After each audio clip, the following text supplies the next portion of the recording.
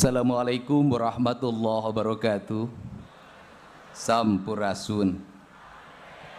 Yang saya hormati Ketua Umum Pimpinan Pusat Muhammadiyah, selamat datang di Kota Bandung, Provinsi Jawa Barat. Semoga Bapak senantiasa sehat dan terus memiliki spirit yang kuat untuk menjaga marwah dan kehormatan Muhammadiyah. Ciri dari pemimpin Muhammadiyah itu satu, yayasannya besar, rumah sakitnya mewah, tapi pemimpinnya sederhana. Yang saya hormati orang tua kita bersama, Wakil Presiden Republik Indonesia, Pak Yusuf Kalla, ucapkan terima kasih. Yang saya hormati Wakil Ketua Majelis Permusyawaratan Rakyat Republik Indonesia, saya ucapkan terima kasih, Pak Hidayat Nur Wahid. Ini senior saya dalam politik, meski partainya beda, Pak Menko Pangan, politisi sepanjang zaman, senantiasa eksis dalam setiap episode kepemimpinan dan seluruh jajaran para menteri, wakil menteri kabinet merah putih. Saya ucapkan terima kasih dan selamat datang di Jawa Barat. Pak Kapolri, saya nyebutnya si ganteng kalem. Saya selalu memperhatikan kedip mata Bapak. Setiap kedip itu bermakna dan berbahaya sebenarnya. Selamat datang, terima kasih atas kehadiran Jawa Barat. Seluruh keluarga besar Muhammadiyah dari mulai kecamatan, kabupaten, dari seluruh Indonesia yang hadir pada kesempatan siang hari ini. Semoga sehat, dan buat ibu-ibu yang di sebelah sana, emak-emak, teteh-teteh, saya ucapkan juga selamat datang.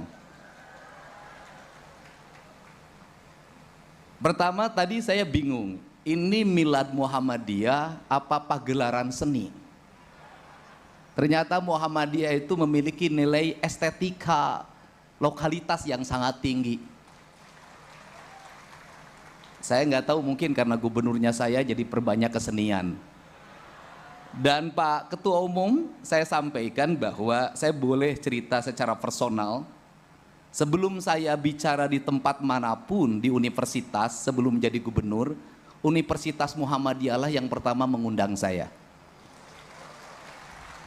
Untuk itu kata orang Sunda, kudu ngukur kakujur, kudu boga rasa jeung rumasa. Maka saya di 2026 nanti saya akan berikan 40 beasiswa S1 gratis bagi keluarga besar Muhammadiyah, dan biayanya ditanggung oleh Gubernur Jawa Barat.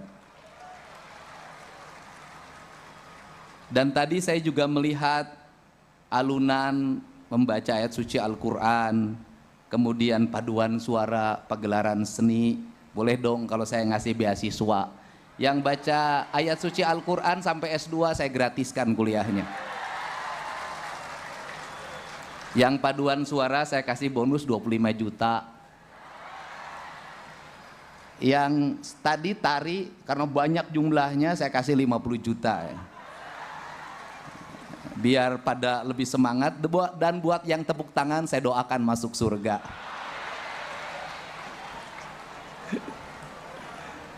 Yang belum makan mudah-mudahan tidak masuk angin. Kalau bicara Muhammadiyah, sesungguhnya kita bicara tentang kemajuan bangsa, keadilan dan kemakmuran. Karena Muhammadiyah berfokus pada dua hal. Satu, peningkatan kualitas pendidikan rakyat yang ditandai dengan banyaknya rumah sakit yang berikan layanan pada seluruh masyarakat. Yang kedua, banyaknya lembaga pendidikan yang bertujuan untuk mencerdaskan kehidupan rakyat. Maka sesungguhnya, ini ada Menteri Pendidikan Dasar dan Menengah, ini bestie saya urusan pendidikan. Maka sesungguhnya Muhammadiyah sudah mengambil peran dari negara untuk mendorong agar negara memiliki beban yang ringan dalam menyelesaikan problematika bangsa. Sehingga kalau Pak Prabowo menyampaikan tentang digitalisasi pendidikan, digitalisasi pembelajaran, sesungguhnya Muhammadiyah sedang memperlihatkan dua hal. Yang pertama adalah kekuatan moralitas yang menjunjung tinggi kejujuran, kebenaran, dan keadilan merupakan sendi utama dalam membangun insan kebangsaan, dan itu barangkali Muhammadiyah memperlihatkan dari sikap mental para tokohnya yang senantiasa jujur ketika memimpin, bersahaja dalam bersikap, dan senantiasa memberikan tauladan di tengah-tengah masyarakat. Dan tidak pernah gaduh dalam perdebatan-perdebatan yang bersifat khilafiyah, lebih menekankan pada aspek-aspek yang bersifat ekonomi, kerakyatan, dan kebangsaan. Yang kedua, dari sisi digital, Muhammadiyah sudah sejak lama memperlihatkan diri sebagai organisasi modern yang mengelola kelembagaan secara profesional, sehingga pergantian kepengurusan, pergantian kepemimpinan tidak mempengaruhi manajerial kemuhammadiyahan. Dua hal itu, kemapanan ini sesungguhnya pembelajaran kita sebagai para politisi dan penyelenggara negara, agar menyelenggarakan pembangunan tidak tergantung pada siapa yang memimpin.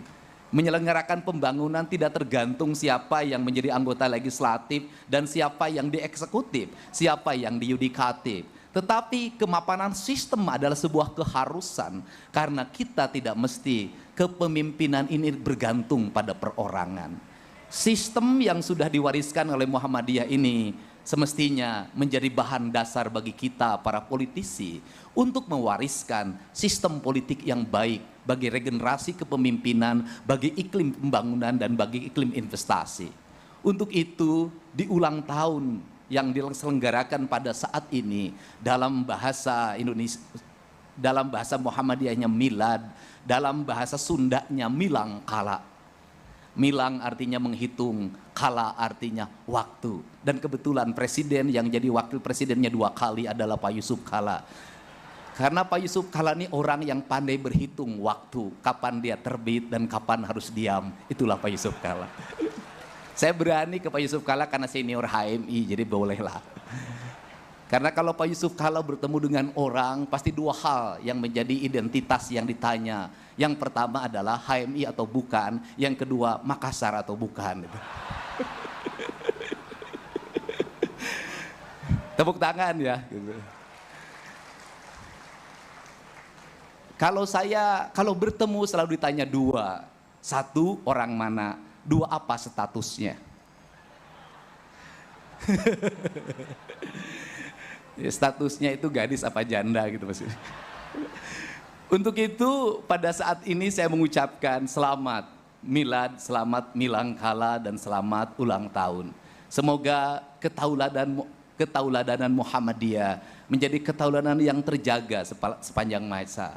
Semoga nur Nabi Muhammad senantiasa hidup dalam seluruh geraknya. Bukan hanya hidup di majelis-majelis pengajian, tetapi hidup di majelis-majelis keilmuan, hidup di rumah sakit, hidup di lembaga pembelajaran, hidup di dunia pertanian, hidup di dunia ekonomi, hidup di dunia perdagangan.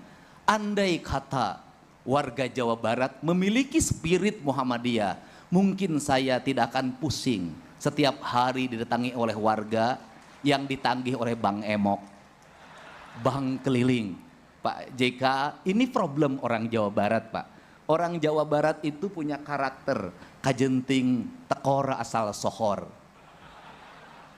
Hajat habis 30 juta, 40 juta, 50 juta, tapi pinjam dari bank keliling yang rentennya 10%. Dan ini sangat kuat, sehingga berbagai kebijakan saya yang dilakukan saat ini sesungguhnya adalah upaya untuk menekan agar rakyat Jawa Barat tidak terjebak dalam pinjaman-pinjaman rentenir. Maka saya membuka ruang untuk orang yang tidak punya uang selama di rumah sakit berobat, datang ke kantor gubernur. Orang yang tidak punya biaya untuk sekolah, datang ke kantor gubernur. Orang yang tidak biaya untuk menyelesaikan hutang yang diakibatkan oleh biaya rumah sakit yang tidak ditanggung oleh BPJS, datanglah para gubernur. Kenapa itu dilakukan? Karena saya menyadari andai kata mereka tidak datang pada saya, pada gubernur, pada kantor-kantor wilayah yang melayaninya, mereka akan jatuh ke tangan rentenir, yang pada akhirnya rumahnya akan terjual, aset kekayaannya akan terjual, dan pada akhirnya kehormatan diri dan keluarganya pun akan terjual. Bagi saya, mencegah kemaksiatan adalah dengan upaya mencegah mereka dari upaya menggelincirkan diri dari kemaksiatan. Salah satu yang harus dibina dari warga Jawa Barat adalah hentikan tradisi kajenting tekor aka asal sohor. Karena itu yang membuat kemiskinan baru dan terus tumbuh. Pola-pola hidup anak-anak yang konsumeris harus pakai motor dan skincare, HP yang harus baru dalam setiap waktu, uang jajan yang harus selalu tersedia. Itu adalah pola-pola yang mengakibatkan mereka kalah dalam etos. Jujur saja, kalah oleh orang Sulawesi dalam beretos. Untuk itu cara merubah masyarakat bukan hanya disuapi, tapi dibiarkan mereka mandiri dan dibiarkan mereka juga bisa menyelesaikan problemnya sendiri.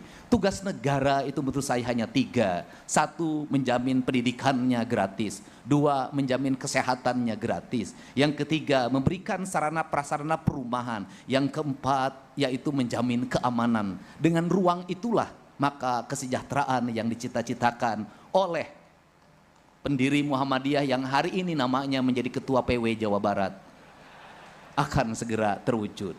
Saya ucapkan terima kasih, selamat bermilad, semoga kebahagiaan, kesejahteraan menyertai kita semua. Terima kasih, billahi taufik wal hidayah. Assalamualaikum warahmatullahi wabarakatuh. Sampurasun.